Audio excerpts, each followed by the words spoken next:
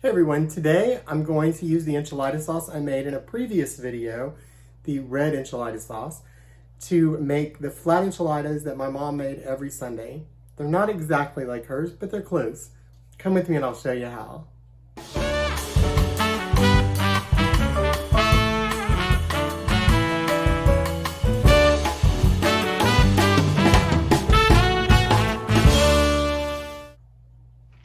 Hey everybody, Marty here with Marty Knows Tex-Mex. And I'm here to show you today how to make the flat enchiladas. Really, it's just building them, and the sauce is the most important part. That we already have when we're gonna start off today because I made it yesterday. What we are gonna do right now is brown some ground turkey. That's what I prefer to use in mine. And then while that gets started cooking, I'm gonna show you how I save a little bit of money and a little bit of space in my freezer because I buy the turkey in bulk. Okay, so I bought these two at Sam's. They're 93% lean, ground turkey. They were $10.50, so under $11, but I'm not going to use all that. Well, I do two things whenever I buy it. Half of it I will end up cooking really quickly and putting in the freezer for quick meals. Even most of the time, like enchiladas, I just don't have any in the freezer. I'm gonna use about a half a pound of this because I'm just making enchiladas for me. I'm making two sets of enchiladas, but my friend only likes cheese. So I'm gonna take out 8 ounces. I have already chopped up some peppers. I'm gonna turn it on medium heat. And I'm going to add about a fourth of a good sized onion and 1 jalapeno pepper. I'm going to go ahead and add those right at the very beginning.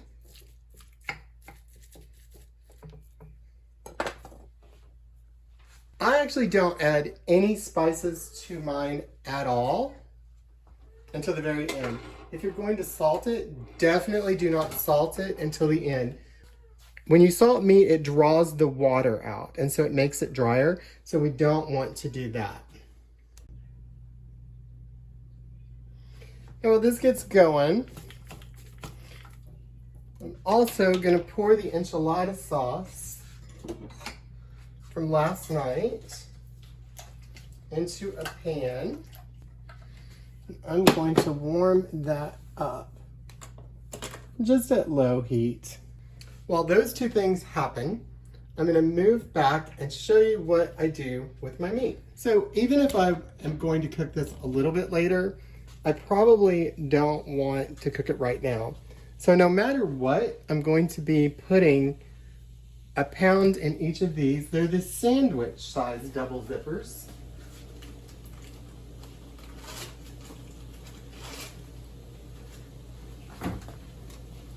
They're super cheap at H-E-B. And the way I'm gonna measure it is, if you can't see, the way I'm gonna measure it is, I'm gonna turn the scale on, and I'm going to go to 0, and I'm gonna try to take a pound and fit into this. Should be about half of that amount that's there. It's 13.3, 14.5.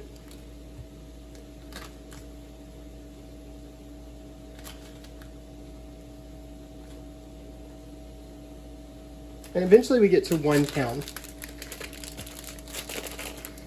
I'm gonna set that right there for just a second and get this other one in there, and then I'll show you how I make the most of my space in my freezer, because I just have the one freezer above my refrigerator, so I don't have a lot of extra room or anything.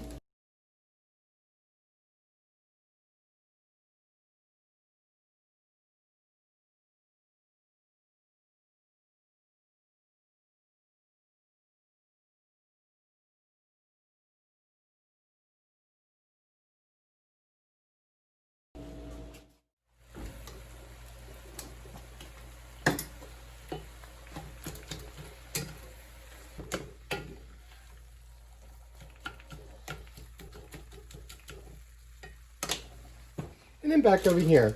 So these are all 1 pound. What I'm going to do now is I'm going to flatten these out.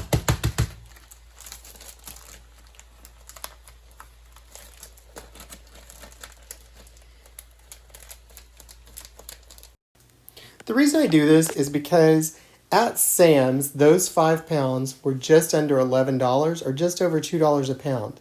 The same quality of meat at H-E-B is almost $4 a pound. So the bags are about 2 cents a pound, or 2 cents each. So I'm saving half. All done. Now what I will probably do is put 2 of these in the refrigerator, and I'll cook them later to have as browned beef in the freezer. And the other 3 I will just put in the freezer and store. Okay, so we're to my favorite part, which is putting them together. I make them just like my mother did in a pie plate. Everybody gets their very own serving. This is great for the way things are right now, but we always did it this way. And we're going to stack enchiladas. I'm making 1 ground turkey enchilada and 1 cheese enchilada. Make them exactly the same. I'm going to show you how right now. I use these tortillas. They're my favorites. They're El Milagro, $1.69 for 30, I think. I love them. They make the best chips. I'm going to show you how to make chips later. They make the best fried tortilla chips, and they're great in enchiladas. Okay, so I'm ready to start layering.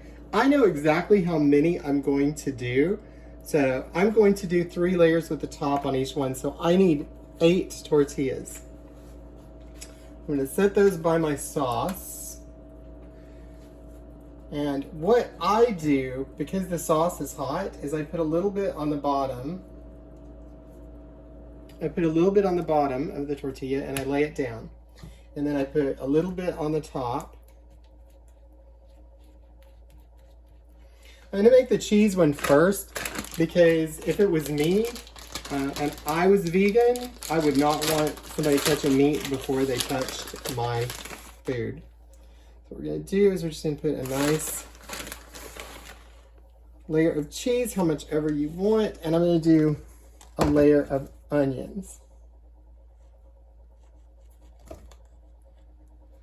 And then I'm going to do another tortilla. When the sauce is like super fresh sometimes, rather than out of the refrigerator and rewarmed, you can dip it like that. The only problem with that is then my hands have to go back in the cheese. And so I'd rather just spread it with a spatula. Then my hands can keep going back to the cheese and I don't have to keep rewashing them.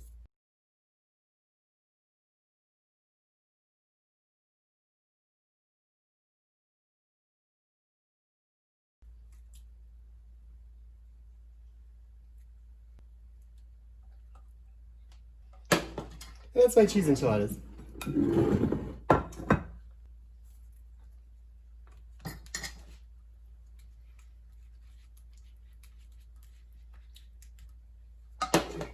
Now, mine, I'm going to add beef to, or ground turkey.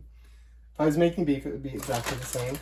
I'm also going to put a little cheese, not as much as is in hers, and onions as well. And I'm going to repeat that exactly like I did on hers for each layer.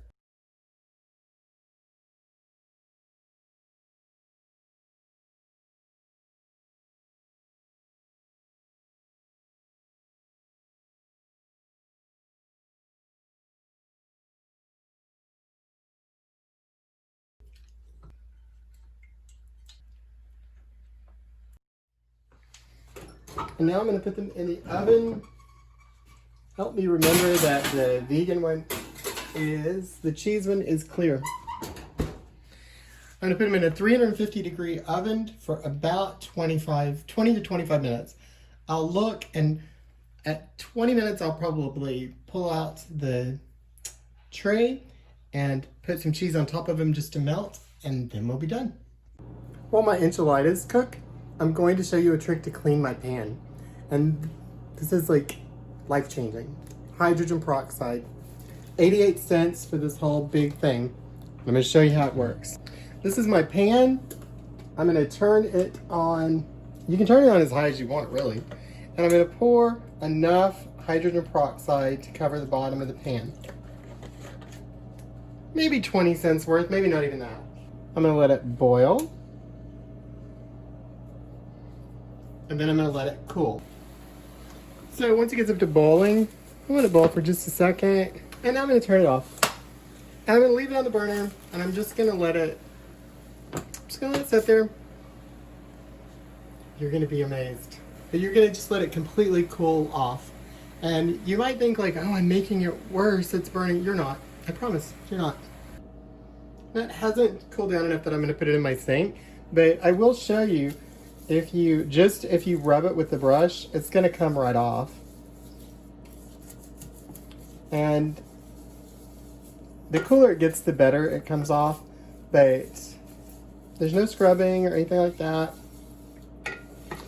And it works. I've done it. I have like left something on the stove way too long, and I really thought I had ruined my pan because that was nothing. This is just enough to show you that it works. But if you let it sit there and boil for just a little bit, I don't know what it does. Some chemistry person could tell me why, but that will be a super breeze to wash now. And it looks like it would be at least a little bit of a chore. It's not at all. Just for real time, totally came clean. And I still have 3.5 minutes of the enchiladas in the oven. So we know that was within 17 minutes. So many things packed into one video. I'm also going to fry some chips, just a few chips. I'm gonna do a whole video on this later on how to fry chips really well. Tortilla chips to make just the best tortilla chips. But I'm gonna show you right now just because I'm gonna do it, just like in a foul swoop.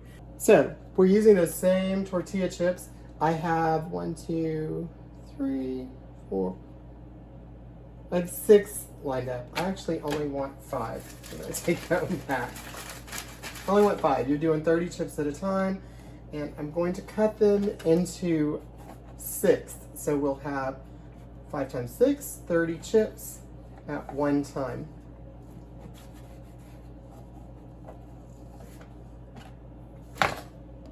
My oil has reached 375. In fact, it's climbing above it really fast.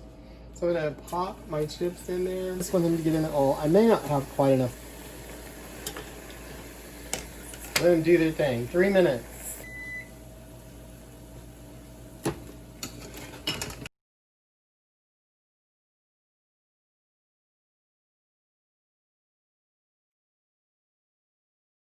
So I like to let those drain just a minute or so, and then we'll make a plate.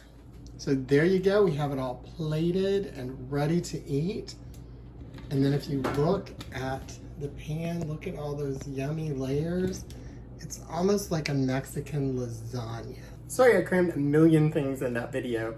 I was actually just gonna show you how to layer them, and I recorded the whole process, so I figure why not let you see it if you want to see it. So thanks for tex-mexing with me today. If you like these videos, please subscribe, please share, please comment. Makes everything better. Take care.